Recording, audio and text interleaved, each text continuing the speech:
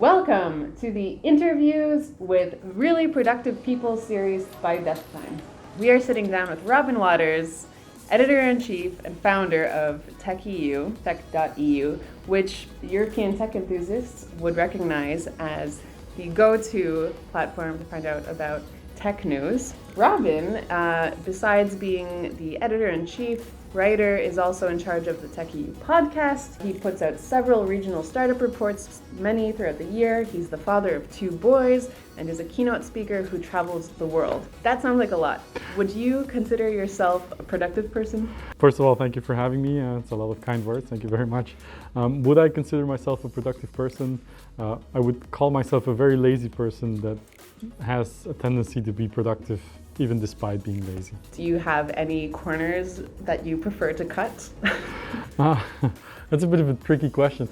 You know this whole cliche of like productive people are not necessarily the ones who work hard, and people who work hard are not necessarily the ones who are productive.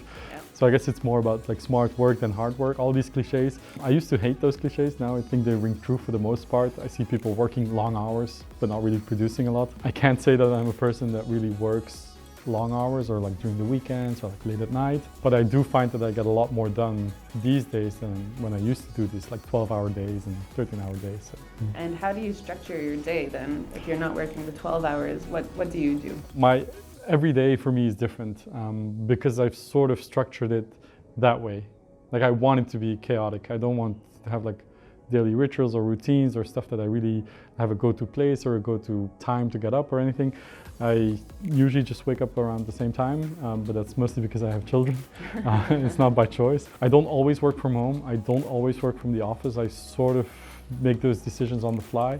I travel a lot, which means I can travel anywhere, can work anywhere, which means train stations, airports, on planes, trains, buses, etc. I also go to a lot of conferences, which means you have to work whenever you have a chance. So I'm very used to the chaotic nature of my job, but I also realize that it's not for everyone. So you touched on home office versus office. Tell me about where you feel more productive. Tell me about your team. I understand that it used to be mostly remote. Tech.eu is kind of structured in a very strange way, I would say. We are officially based in the UK, but we don't have anyone there. I live and work in Brussels for the most part, and we have an office in a co-working space there, where my COO spends most of her time. We usually have interns, sometimes 1, sometimes 3. Like most of the time there's someone there sitting down with her. I just sort of drop in whenever I feel like or whenever it's necessary, whenever there's meetings or calls or I have to like talk things through with her. But I sort of am more of a roaming person.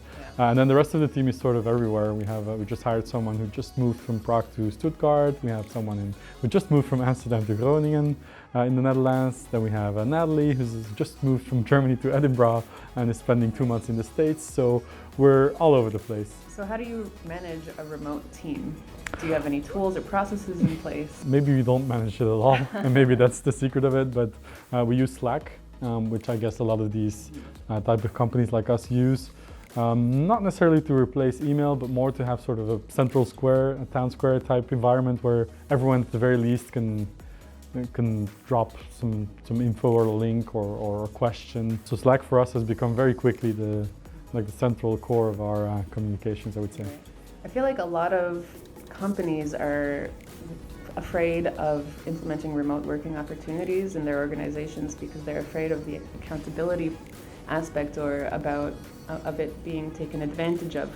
What's your experience? So I don't think working from home or working remotely works for everyone. It doesn't work for every type of company. It doesn't work for any type of department within a corporate. It all depends. And I know that's sort of an easy answer, but like for example, I used to think like working from home would make me that much more productive. And now I know if I'm sitting down in the office next to someone, I can bounce off ideas or I can have like a quick question rather, with the person sitting next to you rather than on Slack. I find that I'm more productive, but I also know that doesn't go for everyone, right? So everyone's different, every company is different, every manager's expectations are different. So I find that it all sort of depends on a lot of the context. And so how do you motivate your team to stay on deadline, on track, motivated? I find that you just find the right people for the culture and the mindset that you've sort of, the values that you've created for your company, and you sort of automatically attract people who already fit into that that role, not the other way around, where you look for people who are good with deadlines and then you go, sort of you have a job description and you go find them. That usually doesn't really work that way. But it's also because we have a small team. I'm guessing if my team would be twice or three times the size that it is now, it'd be a little bit more challenging to follow up on. Well, for reference, how large is your team? We're about 6 people full-time now. We also have freelancers that we work for. For example, we have a podcast editor and we have a freelance report writers whenever we need them. So we have like designers that we work with from time to time. We have a development team, like whenever we need something for the site. So we do have people that we work with from time to time, and they use their own tools. So then it gets complicated because, you know, one person prefers email, the other one prefers Skype, the other one is like, no, WhatsApp only, and you know, then it gets tricky because you don't really have any control over what people like to use. How do you stay on top of it all, on top of all the different freelancers to manage, teams, deadlines, different projects? My secret is I don't, and my COO does most of it, but it is very challenging, and you kind of want to say, like, at one point, just everyone use Slack. We haven't got to the point yet where it's too chaotic to really manage, but I'm pretty sure we'll get there. Like 1, 2, 3 people more, and then we'll probably need to sort of centralize it. Are you a to-do list kind of person? Not at all, but I wish I was, if that makes sense. I'm an inbox zero kind of person, so but wait, it gets worse. I end almost every day with inbox zero, but my very bad habit is to put things in draft. So my draft folder has quickly become my to-do list. But there's like 1,300 emails in there at this point, which I'm sure 90% of them are not relevant anymore. So it's a very bad system. I would recommend no one follow my advice. What does your workspace look like? Or what does your regular day look like? My workspace looks like my computer.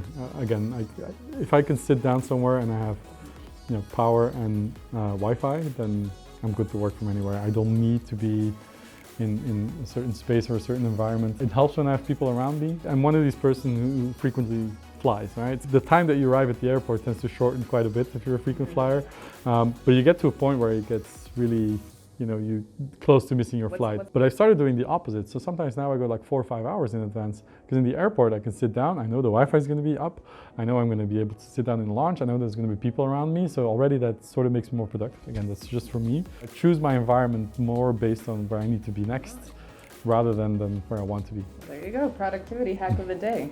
I don't think it's for everyone, and that's sort of an obvious one. It also depends on what you do. If you're a graphic designer, if you're a writer, it's a lot more easier than if you're a bank clerk or whatever. How do you divide that time? How do you find work-life balance, time with your family if you're at home? I'm very bad at it, and I'm hoping to get better, but I'm constantly on my phone. So when I say I'm not productive and I'm lazy, the opposite end of that statement is that I really am a news junkie, which you kind of have to be if you're a journalist.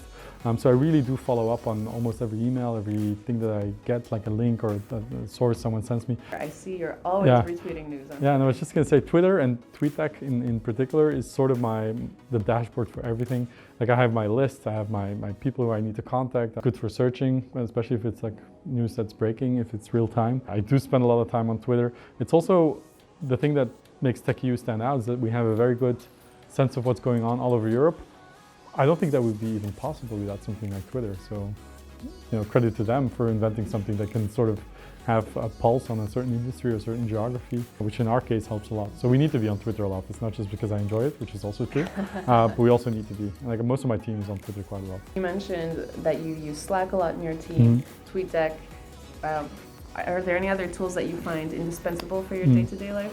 It sounds very silly, but I actually enjoy email. I like the synchronicity of it. I don't know if I'm pronouncing that right. No, but like real-time chats and Messenger and WhatsApp, it's good to a degree, but I also find that it's very distractive. Email at the very least you can do whenever you want. You can do it in batches. You can spend like an hour email and move to something else. But the combination between Twitter, Slack, and email is probably my 3 core weapons, I guess. Back when you were working those 12-hour days, what would you tell that person? So going back 10 years, I was working for TechCrunch. It was a very, very competitive news environment.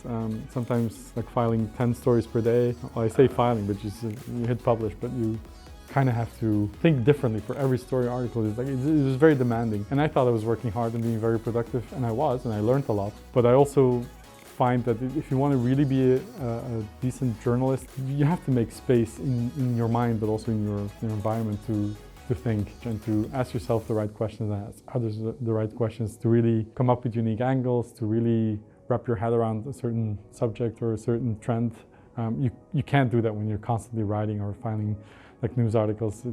That's the one thing I would just calm myself down a lot more and just take some time. I would have made more progress as a journalist if I would have done that.